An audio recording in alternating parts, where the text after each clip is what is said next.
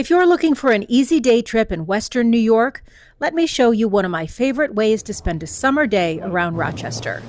We started bright and early at the Rochester Public Market, one of the oldest and most beloved public markets in the country. On Saturdays, the place comes alive with local farmers, fresh produce, baked goods, flowers, and just about anything you can imagine. Before shopping, we made one very important stop at Flower City Bread for coffee. It's the perfect way to fuel up before wandering the market.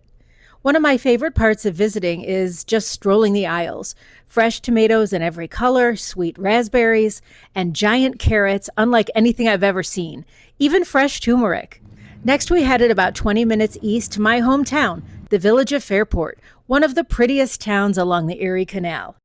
Instead of just walking the canal, we decided to experience it from the water by renting kayaks from Erie Boat Canal Company. Paddling near the historic lift bridge gives you an entirely different perspective of the village. After paddling for an hour or so, you'll want to grab lunch, and there are many options. You could choose Mulcroney's Irish Pub, a local favorite that Jimmy Fallon sometimes frequents, as his good friend is the owner. We opted for Clementine's, right on the canal. Our table overlooked the lift bridge, making it one of those meals where the view is just as memorable as the food. After lunch, we took a stroll along the canal and watched one of Fairport's most famous attractions in action. Unlike a traditional drawbridge that swings or opens in the middle, Fairport's lift bridge actually rises straight up and then straight down, lifting the entire roadway so boats can pass underneath.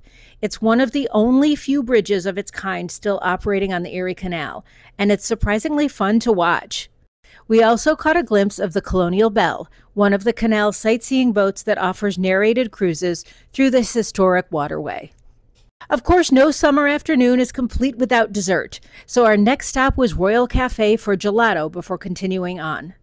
From Fairport, we drove to Webster and made a stop that's packed with childhood memories for me, Schutt's Apple Mill. I've been coming here since I was a kid, and thankfully, not much has changed. If you've never had one of their famous fried cakes with a glass of fresh apple cider, you're missing out. Some traditions are worth keeping exactly like they are. To wrap up the day, we headed to the Port of Rochester for dinner along the waterfront. It's a great place to relax, watch the boats come and go, and enjoy the breeze coming off Lake Ontario. If you still have room for dessert, Abbott's frozen custard is just around the corner, and it's a Rochester classic that's worth the stop.